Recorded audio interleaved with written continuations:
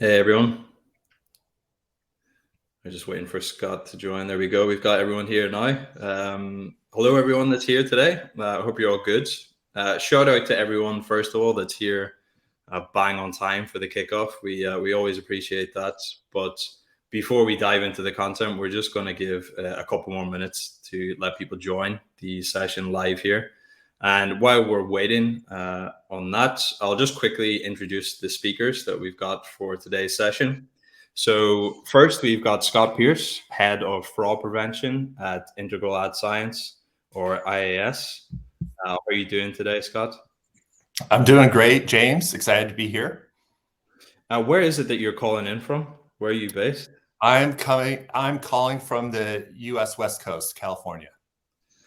Very nice, very nice. I presume it's much better weather over there at the minute than Manchester. We've had an awful summer. Yes, I'm in the Bay Area. It is a little smoky, actually. I think that there's there might be some regional fires going on, but not too bad. Yeah. And I know probably quite a few of our viewers will already be aware, but for those that maybe aren't, could you just quickly summarize in a nutshell what IAS do? Yeah, sure. So Integral Ad Science is we're a leading global media measurement and optimization platform. We focus on delivering actionable data that drives superior results for the world's largest agencies, publishers, and media platforms. Nice. And we've also got Anne Coghlan, COO of Scope3. How are you today, Anne? Hi, James. Nice to be here. I'm very well, thank you. You're based in the UK, right? But Scope3 is an international company. Yes, so Scope3, we have 30 people across many time zones, and we're a remote first company, so we don't have any offices. I am usually based in the UK, but I'm in Italy. Prizes, if anyone guessed that from the sign behind me, which Nice. says that there are roots emerging, like tree roots, if anyone was curious. Have you got much longer left in Italy, or another week before I'm back to the UK? Nice. And again, for people that don't know, could you kind of just summarize what Scope3 do? Absolutely. So Scope3, we founded the company last year, at the beginning of last year, to help the ecosystem, the advertising ecosystem, to decarbonize. So we have a model that understands the carbon footprint of the ecosystem, and then we help all constituents of the ecosystem to understand, measure, and reduce their carbon footprint. So hopefully making the planet a little less damaged. Yeah, very important topic, and we're going to get into some of the data around that later on in the session today. But last but not least, we've got Neil Andrew, CEO and co-founder of Lunio. How's your week been so far, Neil? Well, you probably know because you've been in the office with me for most of it. Well, yeah, busy as always. And yeah, like you mentioned before, wet weather in Manchester for, I don't know, the past 6 months by the feeling of For things. the past 6 years, it feels like, to be honest. 6 years, yeah, true. Yeah. I know you've done quite a few external interviews and webinars and stuff recently, but this is your first time back on a Lunio webinar in a while, so it's good to have you back. Over a year. Yeah, over a year.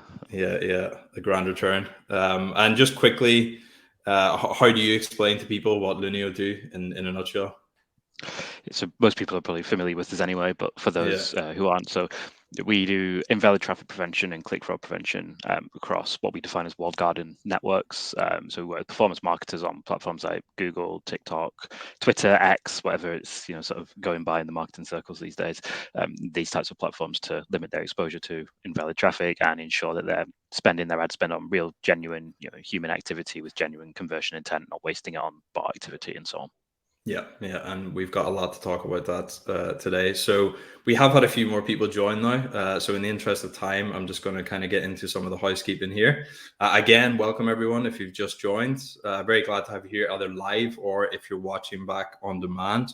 For those that don't know, my name's James. I'm the content manager here at Lunio, and I'll be hosting the session today, asking the questions and attempting to keep us on track for time. We're aiming for around 45 minutes to get through the content, and hopefully leaving us about 10 to 15 minutes at the end for a Q&A, which I'll say a bit more about in a second. So we've got quite a lot to cover, but we should be able to get through it all.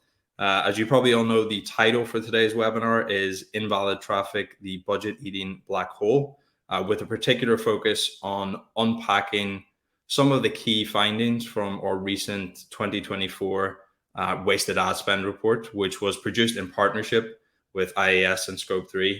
So we have Scott and Anne on the session with us today.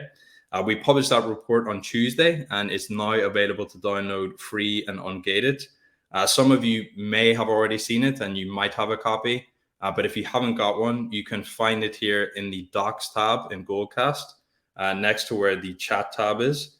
And if you do find it useful, please do let us know and forward it on to others. I think there's lots of really useful insights in there if you're trying to maximize your performance marketing efficiency, especially if you're investing heavily in paid social channels. We'll explore some of that in a bit. In the Docs tab, you can also find additional reports from Scope3 and IAS. Those are some of the reports we use from Scope3 and IAS to extract some of the data and help us put together our wasted ad spend report. So all those are available to download in that tab, along with a few other helpful resources.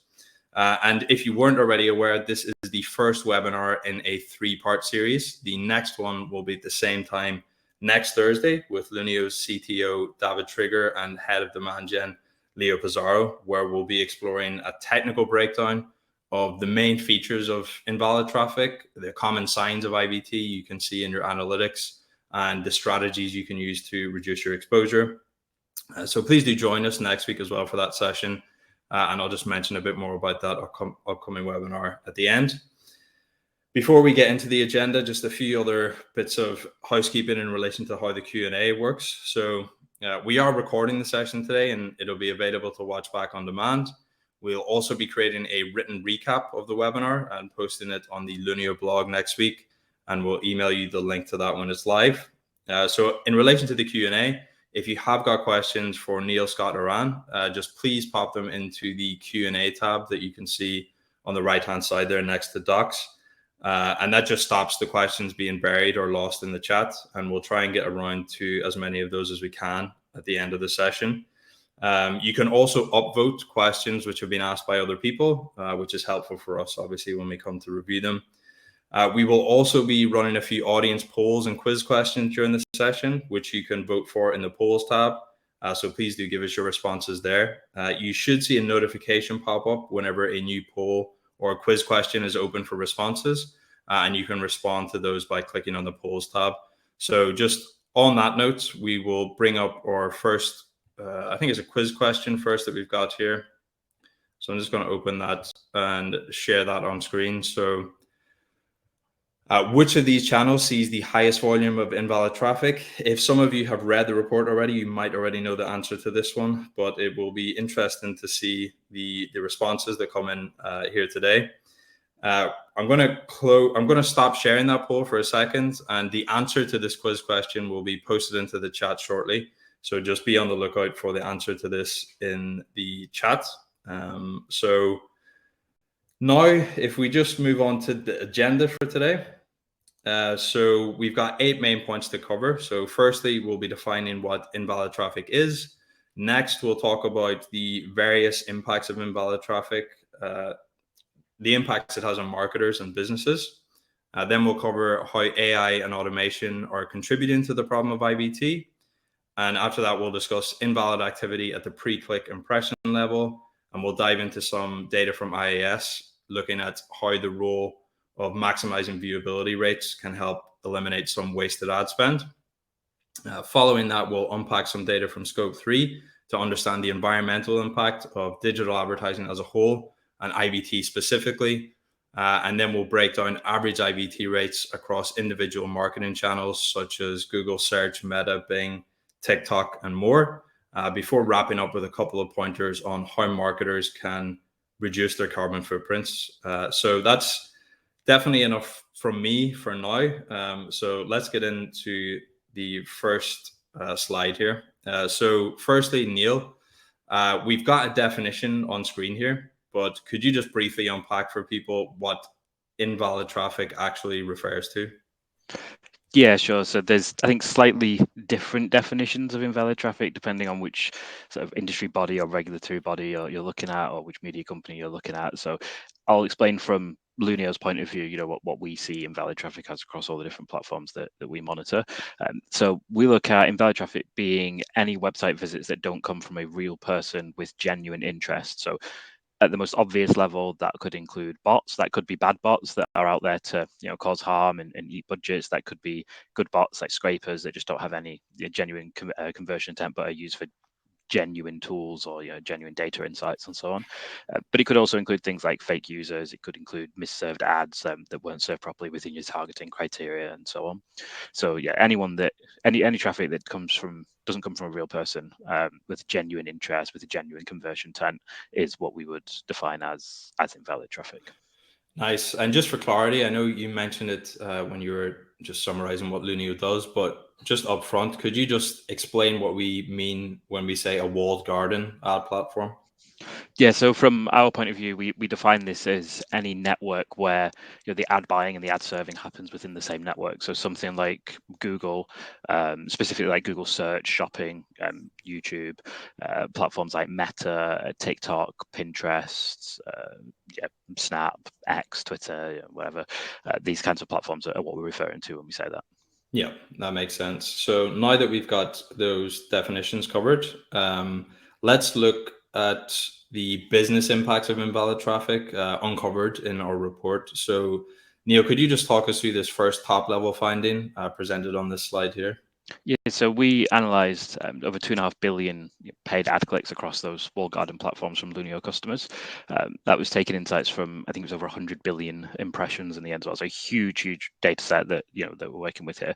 And what we found is that 8.5% of all paid traffic was classified as invalid. Now we did actually break that down into two distinct segments at a very high level, which I think are quite interesting. Bertrand, the next slide, this one. So we've broken this down into what we define as Google channels. So for the sake of clarity, we mean YouTube, video partners, Google Search, Google Shopping, Google Display, and Performance Max campaigns as well, which are obviously getting a huge amount of traction and sort of increasing in popularity now. And then we've defined non-Google channels. Reason for that, a large part of our customer base are very heavily into Google and have the majority of their spend in Google. So by separating these two different segments of channels out, then we can kind of get a bit more granular with the data and see what's going on. And I think this tells us a really interesting story that people often assume actually Google aren't doing maybe a very good job about this. So I think the poll that went up, I saw a lot of people saying Google Display was the highest invalid traffic rate out of all the channels. And that seems to be the perception that people have. Actually, the reality is a bit different. Google are doing quite a good job at this compared to other channels. There's obviously always going to be room for improvement, like we expect that. But yeah, generally doing quite a good job compared to those non-Google channels, which have almost 3 times or over 3 times the invalid traffic rate. So really quite a significant difference there between what Google are doing as, I would say, industry leaders within that space in terms of the ad networks themselves, and what the other platforms are doing, or in some instances not doing, to protect their advertisers against invalid traffic. Yeah, quite a significant difference there. And then if we just come on to the next slide. So when we looked at 2022 ad revenue earnings for Google and non-Google channels, and we kind of summed those up, we found that 54.63 billion in ad spend was lost to IVT in 2022, which is huge. But we also looked at projected revenue earnings for 2024, which are presented on this next slide. So Neil, could you just talk us through these kind of future forecasts and the implications they have for businesses? Yeah, so we're expecting, based on our data and our forecasts, a pretty significant increase in the amount of ad budget that's wasted to invalid traffic. There's two different elements to that. There is obviously the ad market in general is growing, anything from 5 to 15% year on year, depending on which data study it is that you're looking at. So part of that comes from increasing ad spend, is obviously going to lead to more losses and invalid activity. But we also do see invalid traffic rates on specific platforms increasing quite substantially as well, compared to 12 months ago. So those combined take us to just over $70 billion loss in budgets to invalid traffic predicted in 2024, which very significant. But actually what's more important for marketers and more significant than that, we see that as being over a $200 billion lost revenue opportunity. So what we mean by that is if you took that invalid traffic, or that lost budget on invalid traffic, that 70 billion, and you invested that in genuine user acquisition and in campaigns that had zero invalid traffic, which in reality, no one's ever going to get to zero, right? If you invested that in campaigns with zero, then you would generate on average about $204 billion of extra revenue. So marketers, brands, agencies all missing out on a huge portion of potential revenue here if they were to divert that spend away from invalid traffic and into genuine user acquisition. I see Devin's answered in the chat anyway, but a couple of questions there around, is this global activity? Yes, this is based on what we see globally. We do break that down in the report if anyone's interested in having a read on it, on like a per territory basis, industry, and so on. So there's so much more granular data in there that people might find interesting. Yeah, there is so much that we could unpack from the report. We're kind of going to present some of the top level findings, but yeah, for anyone interested, yeah, I highly recommend downloading a copy and you can get access to everything. One of the other main interesting findings to come out of the report was just the sheer number of marketers reporting that they're experiencing kind of significant problems with fake lead submissions, many of which often follow on from invalid clicks. So Neil, is there anything you just want to say here about these other kinds of problems that invalid traffic can create for businesses? Yeah, I thought this was quite interesting data that we actually got from a recent survey and study that we did, that we then obviously used in this report. What we've seen is with the prevalence of campaign types in Google, specifically like Performance Max now, there's actually been quite a sharp increase in the number of fake leads and spam leads that are coming through. So anyone who's using Performance Max in a non-e-commerce or non-retail setting has probably experienced this and knows exactly what we're on about. There's lack of granular controls, the kind of black box nature of the campaigns means that it can be difficult to mitigate this kind of activity. Do see this improving as time goes on. I think the platforms will get to grips with it. They'll start to be able to do a bit of a better job on it. But when we have 70% of marketers saying that they've experienced problems with fake leads, fake submissions, and so on, then it's obviously quite a significant problem when we think about the scale that most of those people are working at. For sure. And obviously, Performance Max is a fully automated campaign type, and we are living in the era of AI and automation. Big developments, big advances going on all the time. Obviously, there's a lot of positives that come out of that, but in certain aspects, it's likely to be contributing to the IVT problem and making it worse. So is there anything marketers should be aware of here, Neil, in relation to AI and automation and how that interacts with invalid traffic? Yeah, I think there's obviously the side here of campaigns that are entirely powered by AI and ML insights are potentially more impacted by invalid traffic than others because they're then learning off a data set of invalid signals. So that can become really quite damaging to the future output and performance of the campaign. The other side of this is just how easy AI has made it to make these kinds of bots and scrapers if you did want to be some sort of malicious actor. With ChatGPT, you can literally build an ad clicker bot or a scraper bot in about 5 or 6 minutes. I know you can do it because I've literally seen our product team do it and prove to people how it's done. So yeah, fairly simplistic to do and could be potentially hugely damaging to people. So I think it's just one we have to keep an eye on. Like AI has so many powerful and positive implications for the marketing world. I think it's a great tool for us to use, but we can't just go in blindly to it and assume that it's all going to be rosy and perfect. It is going to end up causing some problems around this. 100%. So Scott, just to bring you in at this point, at Lunio, we deal with invalid traffic at the post-click level, looking at the on-site behavior of each visit to determine its validity. But at IAS, you deal primarily with pre-bid impression level data to maximize viewability and engagement rates for every ad served before the clicks even occur. So could you kind of outline how this invalid and fraudulent activity at the impression level affects businesses? Yeah, sure. So, as we all know, advertising is all about reaching the right person with the right message at the right time. And the key person there is the key piece there is the right person, right? So advertisers want to reach real people, not real bots, right? So it doesn't matter if these are good bots or bad bots, and any kind of impression that's delivered or served to something that's not human is a waste of ad spend. So there is a significant amount of wasted ad spend at impressions being delivered to bots. Where IAS is excited to work with Lunio to combat wasted ad spend. And really, the other key component here is not just the wasted ad spend, but as Neil pointed out in a previous slide, it's also the opportunity cost of the lost revenue that advertisers would have seen as a result of effective advertising. So it's compounded beyond just the wasted ad spend. So that's why it's such an important issue for advertisers.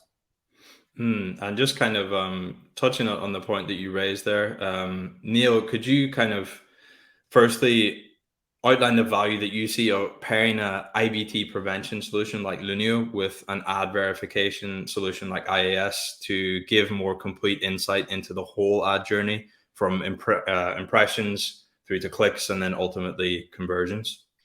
Yeah, I think it's exactly what you kind of just defined there. By layering two solutions like this on top of each other, you then do have that complete oversight of the whole verification journey, user journey from the pre-bid level, the impression level, through to the click, the on-page activity, the conversion activity, and then being able to use that information to, like Scott said, make sure you can optimize to serve the right ad to the right person at the right time.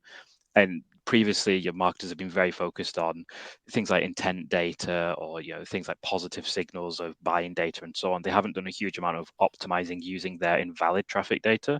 Actually, represents a huge opportunity for media buyers and marketers to really get the edge over the competition, take their campaigns to the next level by using this data to optimize who they should and shouldn't be targeting. So by layering both on top of each other, we see that as being a really powerful combined approach to solving this problem. 100%. And is there anything you'd like to add there to that point, Scott? Yeah, so at IAS we're focused on holistic campaign measurement and optimization. So even beyond IVT. So there are other things that are important to campaign effectiveness, such as viewability, which we'll touch on next, but also brand safety, contextual relevance. Attention, right? So it's really the whole package. You want to consider all of those metrics and optimize against all of those to maximize your return on ad spend. Yeah, that makes sense. And as you touched on in your answer, in the wasted ad spend report, we incorporated IAS data on viewability rates for programmatic ads, and we've got a definition of viewability on screen here. But Scott, could you just talk us through, viewability and why it matters? Yeah, sure. Let's first talk about the definition here. What's great is that we have a definition. So that the MRC has published a definition of what is considered to be viewable, and as you can see here, for display impressions, 50% of the pixels of the display ad must be visible for at least 1 second, right? And for video ad impressions, 50% of the pixels on screen must be viewable and played for 2 seconds, right? So the key here is, when we say 50%, we mean 50% of the ad is actually visible within the viewer's the browser viewport, right, or the mobile app. Yeah. And the IAS data, when we were looking at the media quality report, it revealed that there's a kind of general upward trend over time in viewability with improvements being made. And then in the latter half of 2022, 26.4% of impressions served were non-viewable ads. This obviously represents a significant source of inefficiency within campaigns, and obviously we would like to bring viewability rates as high as possible. But Scott, could you just talk about whether achieving 100% viewability is a realistic goal, or what should marketers kind of aim for here? Yeah. So we're really pleased to see this trend that viewability is increasing or improving over time. That's very positive. But at the end of the day, when you're looking at your campaign, you really need to focus on really your return on ad spend and driving business outcomes. So those are the most important metrics for you to focus on. With regards to viewability, it's a balance, right? So there, 100% viewability is really actually not. It's not feasible. It's not practical because of just things like human behavior, right?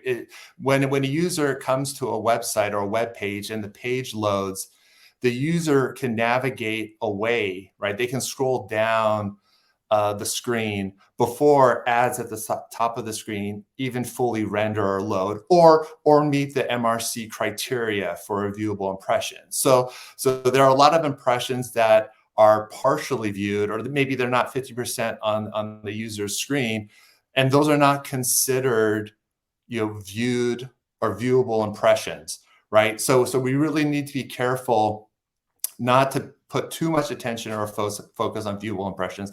Plus, if you optimize too much against viewable impressions, you're going to drive towards higher CPMs, right? And that's also going to result in a higher cost per conversion. So again, you really want to focus on cost per conversion, and again, the return on ad spend, that what kind of outcomes you're driving, and really less about the viewability percentage. Yeah, that's a really good point. If you optimize viewability at the cost of everything else, it is your return is going to suffer as a result, which at first glance it might seem counterintuitive that obviously you would like 100% viewability, but when you look at what that translates to in terms of your returns as an advertiser, as you say, it is about finding a balance. Yeah, it's really from our research, it's really a curve, right? And you see diminishing returns at some point. They're trying to over optimize against viewability. Yeah, the law of diminishing returns applies in many areas of marketing. But Anne, just at this point, I just wanted to bring you in. So in addition to the financial losses and other business implications of invalid activity and invalid traffic, it also has an underappreciated impact on the environment through the associated carbon emissions. But before we get into the specifics of the carbon cost of invalid traffic specifically, I think first it would be useful just to look at the carbon emissions associated with the digital advertising industry as a whole. Could you kind of give us an overall picture of carbon emissions coming from digital advertising? Absolutely. So I think the first kind of myth is that digital doesn't have a physical real world impact. And certainly as a human being, if I'm trying to think about removing or reducing my own carbon footprint, I'm thinking about flying less, or maybe walking or cycling more versus taking the car. And I don't think about the fact that browsing the internet is using electricity, and therefore all of the ads that are being called while I'm browsing the internet is triggering a significant amount of computing power in servers all around the world. And so what we look at when we think about the environmental impact of digital advertising, there are many different kind of buckets, but one of the main buckets where we see the vast majority of emissions occurring is in the what we call the ad selection process, or kind of the real tech stacks, particularly in programmatic advertising, when there are so many different participants being called to kind of bloat the ecosystem that also bloats the individual carbon footprint of seeing an ad on a page at a given time in a given country, because the electricity usage is different from depending on where you are in the world. And so what we see is that there is a significant carbon footprint when we think about the digital advertising ecosystem. So this stat here, 1,000 ad impressions is using roughly the same amount of energy required to fully charge 40 smartphones. So in the work that we've done with Lunio, we looked at the the carbon footprint of the programmatic advertising ecosystem, which is 3.8 million metric tons of carbon every year. Quite a big number. So to put that into perspective, it's the equivalent of giving gas or petrol, depending on where you are in the world, to 10 billion miles of a car journey. So it's quite a significant amount. And that's just programmatic advertising. We can add, another 4.2 to think about streaming. We are also at Scope3 looking at social and other additional channels where that increases more and more. And really the only way to reduce that over time is to think critically about how A, the system is working, B, how effective advertising should include sustainability. So it's really amazing that there's a section in this webinar today that looks at that, because actually it doesn't just sit along it to one side. It's actually part of all of the great conversation that was having previously about what does it mean to show the right ad to the right consumer at the right time. We should also add in that does the least amount of damage to the environment to that as well. And so big problem, but lots of opportunities to understand that problem and drive real reduction for the industry, so that we are being more thoughtful about how we're impacting the environment. And sticking with programmatic specifically, I think that there was two very interesting concepts that were new to me when I was reading some of Scope3's reports. So if we just move on to this slide, there are two different ones. So we've got climate risk inventory and made for advertising inventory. So Anne, could you first of all break down what is meant by climate risk inventory and why Scope3 you kind of use that term? Yeah, so just maybe to talk a bit about what we at Scope3 do to put the climate risk inventory in context is we can calculate the grams of carbon per 1,000 impressions of viewing or of serving an ad on a domain or an app, wherever you serve your ads on a given day, a given time, a given device. And what we can see is by benchmarking and being kind of really clear around channel and different countries, we can understand the variation on grams of carbon. So, if you're a really efficient, low carbon source of inventory, you're going to have obviously low number when it comes to grams of carbon per 1,000 ads. And the range is really huge. And so what we see when we determine climate risk is media properties where inventory has extremely high emissions relative to those specific benchmarks by geo and channel. But what we also see is that there is by nature of what MFA is, and I guess we'll get onto that in a second, is this median inventory that we see as proliferating the causes of high emissions inventory. So, how many ads do you have on a page? Each one of those is contributing to the carbon footprint. And I think what's different from what Scott was talking about from the opportunity cost is that regardless of the ad that wins, or regardless of whether you're showing it to a human or not, the actual ad serving process, the emissions happen.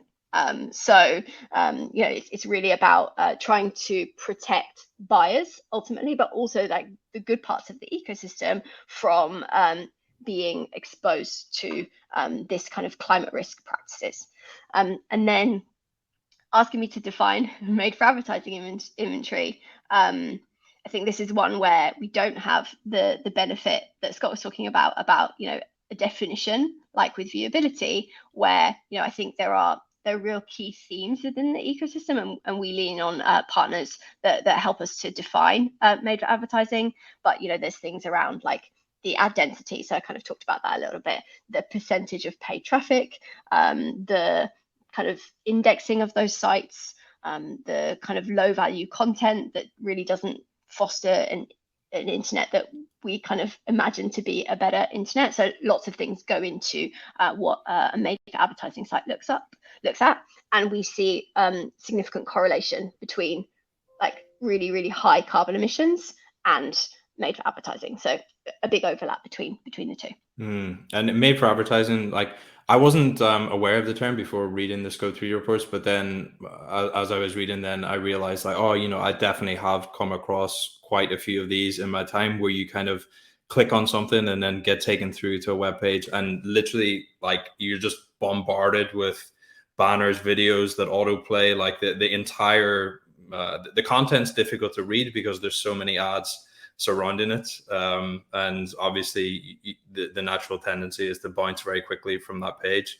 I know Scott at IAS, made for advertising inventory is something that you've been looking at, and I just wonder if you have any comments about why ads placed on those kinds of sites don't tend to deliver the results that advertisers would expect. Yeah, sure. So the great news is that at IAS we are solving for made for advertising.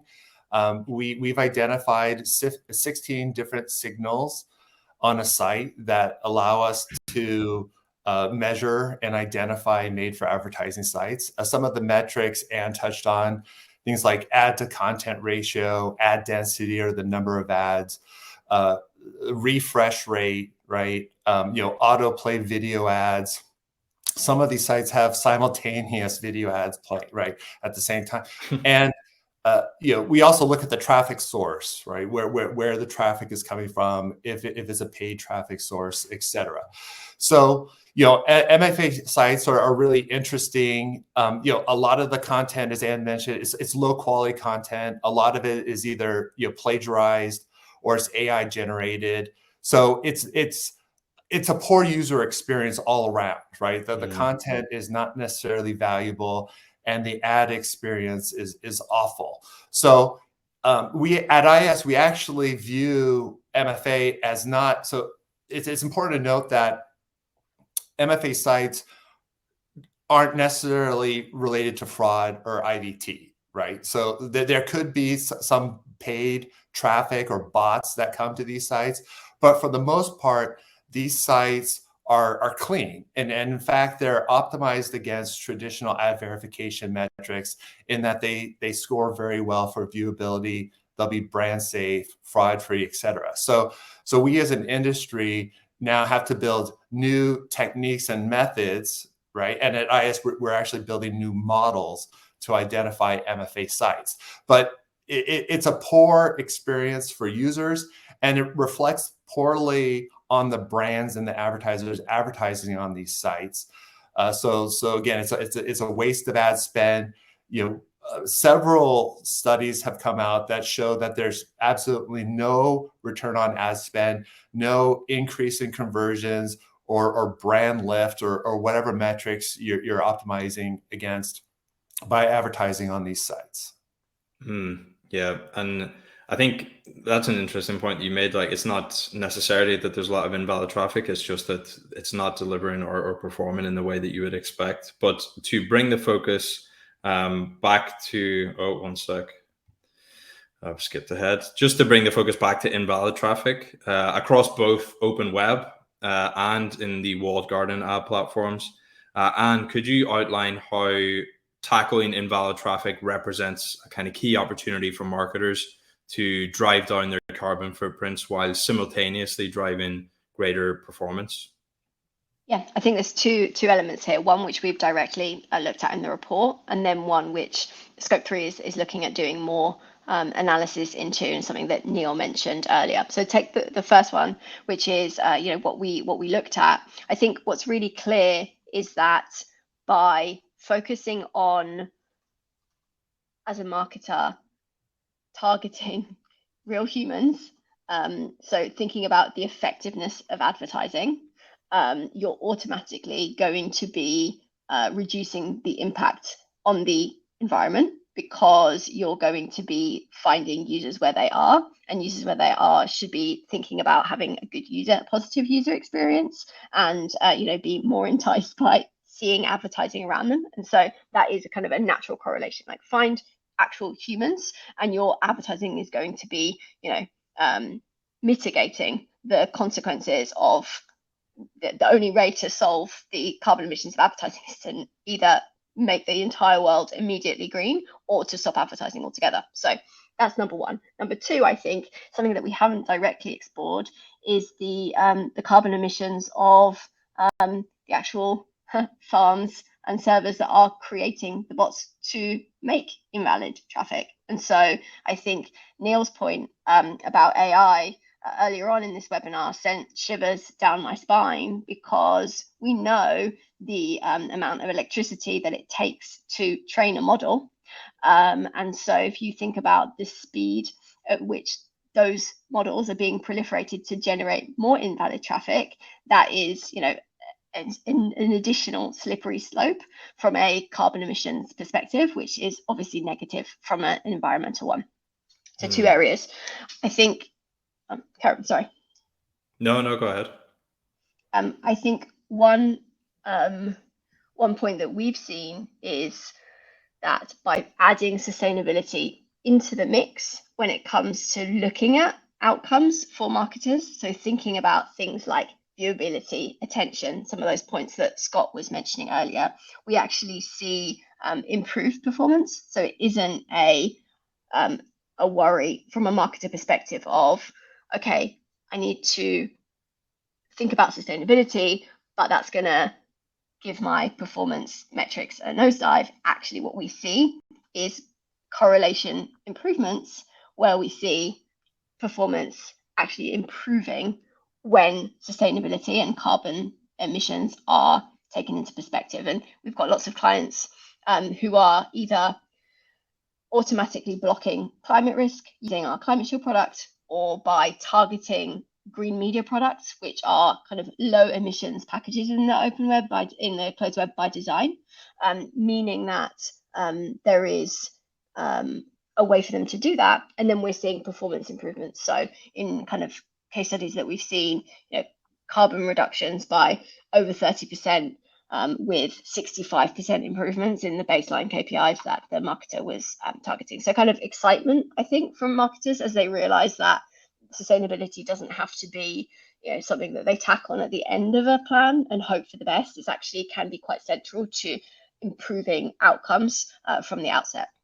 Very much so. And just to follow on from that, Neil, I know at Lunio we work with Scope3 to provide a benchmark for how much carbon is wasted on invalid traffic per 100 paid ad clicks, and that came out to be 561 grams of wasted carbon dioxide emissions, which is equivalent to driving an average car for 1.4 miles. And when you consider the hundreds of millions of invalid clicks in our report alone, that adds up to a huge amount of carbon wasted each year for absolutely nothing in return. So could you talk about why addressing this problem is so important to Lunio?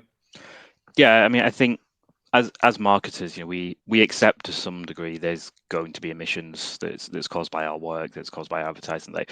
That is inevitable and it's unavoidable.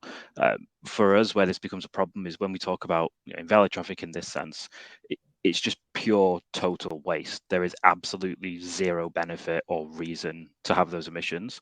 So why are we contributing to killing the planet essentially for absolutely zero gain? That it just doesn't make any sense. Not only are we wasting a lot of money through invalid traffic and wasted ad spend, but we're actually causing significant damage to the planet as well. So I think preventing that, it makes environmental sense, yes, but it also makes a lot of economic sense by just cutting that off at the source, reducing the waste in the first place, reallocating that spend towards genuine user activity. Then not only are you getting the environmental benefit of that, you're getting the commercial benefit of the higher return on ad spend as well. I think a lot of it aligns back to we're a business that likes to kind of pride ourselves on just doing the right thing. And I think any marketer would acknowledge that that is the right thing to do. Like reducing emissions is what we all need to be focused on in our personal lives, but also in our work lives as well. So we have some really exciting potential product stuff coming out around this as well that we're quite looking forward to. So it's a big area for us. I think it's an area that marketers really need to be focusing on a lot more than they have been previously. We're all responsible for reducing those emissions, and we all need to play our part in it. Yeah. And I'm just conscious of time here, so we're just going to move on to looking at IVT rates broken down by channel. So as you can see on the graph presented here, Lunio's click data revealed really notable differences in IVT rates across ad channels. At the beginning, we referenced the difference between Google-owned channels and non-Google channels, and we can see that really highlighted in this graph here. We don't have time to go through every single channel, but let's just at top level review some of the most interesting findings here. So Neil, when you consider all the Google channels grouped together at the top here, some of the best performers, YouTube at 3.93%, Google Search and Shopping at 4.72%, PMax 5.96%, and Google Display at 7.32%. Is there any kind of top level comments you'd make about Google's performance here? Yeah, I mean, I think I'm not necessarily one to always give praise or credit to Google. Anyone who's listened to a podcast that I've been on in the past might be able to attest to that. But I think here they actually genuinely do deserve some degree of credit. Like we can see from this chart that they are leading the industry in this sense among the networks. Yes, there's more to do. They could do better, but there is some improvements over previous data as well there. So that is good to see. I think the PMax one is particularly interesting because PMax is spending the majority of its budget across search, shopping, and video, and actually it is higher than what we see on YouTube and what we see on search and shopping. So I think something for advertisers to very much be wary of there and to keep an eye out for, especially with more and more spend being shifted towards PMax as time goes on. Yeah, and the one outlier on the Google channels was Google Video Partners GVP, which performed per in comparison, and there was some correlation between that per performance and some recent news stories. Is there anything you want to mention there? Yeah, I mean, I think most people in the space are probably familiar with, I'm not going to name them, but a certain third party that have done various studies around this. Like their findings don't necessarily correlate with what we see. I would discount and discredit them to some degree on that. I think there's problems potentially around video partners. There's problems around things like YouTube Kids advertising is a recent one that some people might have seen out there, but not to the scale or the extent as to what some third parties out there are claiming. I think it's rather dishonest in their approach in some ways. So we'll have more information, I think, based on our data that will come out on that in due course. But yeah, it's something for marketers to be focused on, but not to perhaps the extent that they've been told they should be in the past. Yeah. So looking Bing, obviously, with all the Bing integration with ChatGPT, they added a lot of new users this year. Bing's performing okay, not as good as Google Search. Was there anything marketers should be aware of about that platform? Yeah, I mean, Bing generally follows Google, a year or two behind from what we see. I think Bing have just launched Performance Max campaigns in the past month or so, and just called them Performance Max as well. So very original there. But generally, what we see is, they do follow quite closely. So I do anticipate that Microsoft and Bing are going to do a better job at their invalid traffic detection there. Interestingly, LinkedIn is also owned by Microsoft, which was the worst performing channel in our study. So yeah, how much that's going to actually happen, I guess time will tell. But generally speaking, we would expect Bing to follow the trends that Google is saying. One of the results that surprised me when I was looking at the data was TikTok's performance, performing relatively well compared to other social platforms. I went in with the assumption thinking that Meta would outperform TikTok in relation to invalid traffic, but it doesn't seem to be the case. So is there any takeaways people should be aware of there? Yeah, TikTok's an interesting one. I think it's had amazing viral growth, like absolutely crazy what we've seen in terms of user acquisition on their side. I think it's still quite an immature platform, especially in terms of like their actual auction product and their ad products and so on, compared to the other networks that are out there. That may not stay at that sort of level, as time goes on. CPMs in general are very low on TikTok as well compared to other platforms. I mentioned they'll increase with time. The overall waste might increase with time. But I guess credit to them also, when we compare them to their peers and to the other channels, they're doing a good job based on our data. So they do deserve some degree of credit for that. Yeah, and the counterpoint to that is Meta, which is obviously a platform where a huge amount of advertiser spend goes towards, and the average IVT rate of 17.52% is obviously quite concerning. So is there any advice that you would give to people investing there? Meta, it came out, as you can see, they're quite significant in our study. What Meta do quite well actually is they're very transparent about their activities against bot activity on the website. So they remove over 1 billion fake accounts per quarter. Like 1 billion, that's a crazy number of fake accounts every quarter, 4 billion fake accounts per year. So they know there's a problem. I mean, they're literally acknowledging it in their own data there. I think they have a long way to go in terms of actually removing the invalid traffic, because we see this on X or Twitter as well. Like, there is a difference in a platform focusing on bot accounts in their MAU, so in their monthly active users, and the actual bot traffic that is coming through the platform. They are two different things to consider. So there's some good work going in removing the bot accounts, but not necessarily the same impact that we would expect to see on the actual traffic side. Yeah. So after that very kind of quick breakdown of channels, I just want to take this time to make the point that the full report does include average IVT rates broken down by industry, company size, region. We go into a lot more detail in the channel analysis there, which Neil briefly touched on the previous slide. Just at the webinar, we don't have time to cover all those different breakdowns, but if you would like the full data sets with analysis as well, you can find that in the wasted ad spend report. Very quickly, Anne, just to wrap up, we kind of highlighted some of the problems and you touched on some of the opportunities that lie with focusing on sustainability. But could you just give marketers some kind of actionable takeaways that they could implement to reduce their carbon footprint and drive greater performance at the same time? Absolutely. I'll keep it brief because I know we want to get onto some Q&A. So the first step is to measure. If you don't know the carbon footprint of your digital advertising, you don't know how to reduce it. You don't know how you're improving. And so our data is available via many partners, including IAS and Lunio, using our data on the IVT side too. So understand the carbon footprint of what you're actually doing is a very easy first step. And then a fast follow is to use some of the tools that are out there. Scope3 can kind of signpoint marketers towards those where it's easy to reduce in a turnkey way, depending on where you're buying your media. Nice. Thank you, Anne. So as we said, we've got just under 10 minutes for our Q&A section here. So I'm just going to kind of look through the question list first of all. We had a question come through from Jenna saying, will this recording be shared? Yes, it will be available to watch back on demand on Goldcast. And also, as I said in the housekeeping at the beginning, we'll do a short written recap of the webinar today, and we'll be posting that on the Lunio blog early next week. So yes, the recording will be available. Let me just look through here. Okay, so maybe this is probably the most upvoted question, so I'll just share this on the screen here. So it's a question from Daniel.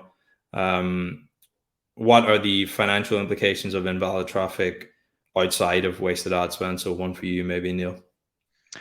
Yeah, I think the biggest thing here is there's a really interesting study in Harvard Business Review. It's a few years old now, but still interesting nonetheless to read, which estimated that the cost of bad data to businesses is around $3 trillion per year. Now that's all bad data across all industries, but crazy amount of money. See, with invalid traffic, what you are essentially doing is you are feeding bad data back to your BI systems, back to your SEO teams, your analytics teams, your ad ops teams, and so on. So there is a significant financial impact that maybe isn't measured in dollars, but in terms of wasted time, which obviously time is money, right? So wasted time on pursuing perhaps campaign ideas that aren't as efficient as you might expect them to be because the conversion rate is high based on bot activity and the legitimate conversion rate is low, or your spend is being like traffic is being wasted on invalid activity rather than genuine user intent. You end up optimizing towards the wrong outcomes, creating the wrong kind of content, running the wrong campaign types, and so on. So there's definitely a significant financial impact based on the bad data that comes downstream from IVT itself, in addition to the actual waste of the ad spend. And I'll just bring this next question from Angelina. So for the likes of YouTube and social media, where IAS and other ad verification companies are not able to wrap their pixels on the ads, and you collect feeds from the walled gardens, what are some of the challenges in identifying fraud? Maybe one for you, Scott. Actually, I was hoping that Neil would take this one. Do you have No any? problem. I'm happy to take it. That's fine. Well, I mean, I can explain how IAS works with the walled gardens or proprietary platforms, but I'd like to hear how Lunio works with them first. Sure, we'll run through it from our side. I know IAS also have some server-to-server integrations as well. It might be quite interesting to explain, a little bit about there. So in terms of what the challenges are, there's only so much information that you can get from those walled gardens because there's only so much that they're actually willing to share with you, right? And that's more, I guess, commercial sensitivity. They don't want to give everything away. Like, get that? It makes complete sense. So it means that most of the stuff that you are doing is at the as early as possible at the impression level, like what the IAS team do, or for us, it's about the click level. So the first click has to occur, or the on-site activity has to be recorded through the on-page snippet that we deploy. So there's definitely an element of a technical challenge there. And I know next week we have our CTO on a webinar running through kind of how Lunio works technically and how we approach these things. So that we can make sure it's definitely something that we cover in more detail in that. But yeah, the primary challenge is not having access to all the data we would like to, because rightfully or wrongfully, those networks don't want to give that to us, and therefore having to rely on that click, post-click, and conversion data to get the outcomes that we want. If you want to just, I guess, Scott, quickly mention about the kind of server-to-server integrations that IAS have, I think could be quite interesting on these sort of platforms. Yeah, that's great. Yeah, so Neil, as you mentioned, we do have partnerships with most of the walled gardens. We call them proprietary platforms, and server-to-server integration is a popular integration method. So basically, what they're doing is they're calling us real time for information about a user. And we provide the information of what we have, and so a lot of fraud models are actually based on IP address, a user's IP address, and so there's obviously privacy concerns around IP address. So in some integrations, they pass us user information, and we're able to return a result like yes, no, this is a bot, or this is a real human. Other cases, we actually share data with those partners, and then they keep that data within their environment, and then they filter IVT based on our data. So there's every proprietary platform has a different approach, a different flavor, depending on their own unique preferences. Nice. I just see two questions here, which I think, Neil, you might be able to answer quite quickly. Just conscious of time, but the first one, how does Lunio exclude invalid traffic on social platforms, first of all? Just to keep that really simple and quick, yes. So audience and cohort demographic exclusions, that's the sort of approach of how we handle social platforms. And then the next question, is it normal to get inferior clicks when you first run a campaign, and how do I avoid a campaign going into the learning phase or after optimizing or making changes? I mean, any sort of automated campaign type, especially, so whether that's smart bidding strategies, it's things like Performance Max, Advantage Plus, or Meta, these kind of campaigns. Yes, you are going to. I mean, it's just, I guess, kind of common sense in a way. Like, you're going to start with the worst, and then it's going to optimize for the better as time goes on. In terms of not sending those back into the learning phase when you make changes, that depends on how the platform itself handles that. So like with Google, for example, if you change your ad creative, it'll send it back into the learning phase. There's nothing that you can do about that. You can ensure that you're sending better signals to it while it's back in the learning phase by doing things like excluding invalid signals, for example, but you can't prevent it going back into that learning phase. That's always going to happen. That's a limitation of the platform itself, not necessarily how you're running the campaign. Nice. I think in the interest of time, I know there's a couple more questions there, and we will try to get answers to all the questions that haven't been answered. But just in the interest of time, I think we'll just need to leave it there. But I just wanted to give a big thanks to Scott and Anne for joining us today and sharing your insights with us. We really appreciate it. Yeah, thanks for having me. Yeah. And if you have any questions for us, you can contact us directly at hello@lunio.ai, and we'll be happy to help. As I mentioned in the intro of this session, the next webinar in this series will be at the same time next Thursday with our guests David and Leo from Lunio. And the focus, again, will be on a technical look at IVT and how you can identify it in your analytics. So please do join us for that next week. Neil, just before we close, if anyone is interested, how can they get a 14-day free trial of Lunio? Yeah, not to do the sales pitch, but go to the Lunio website. You can sign up and speak to one of our team, and they're more than happy to have a chat with you. And we place a very big emphasis on auditing your traffic and making sure that you would benefit from a solution like Lunio. So please don't think if you reach out to us, you're just going to be sold to. It's not our style. It's not what we do. We just want to help you understand if you have a problem. If you do, great. Maybe we can fix it. If not, hey, at least you know now that you don't have a problem. You can go in, advertise in confidence. Thank you, Neil. And lastly, big thanks to everyone tuning in, either here at the live event or on demand. And we hope to see you all again at the same time next Thursday. So take care, everyone, and all the best with your ongoing campaigns. Thank you. Thanks, guys.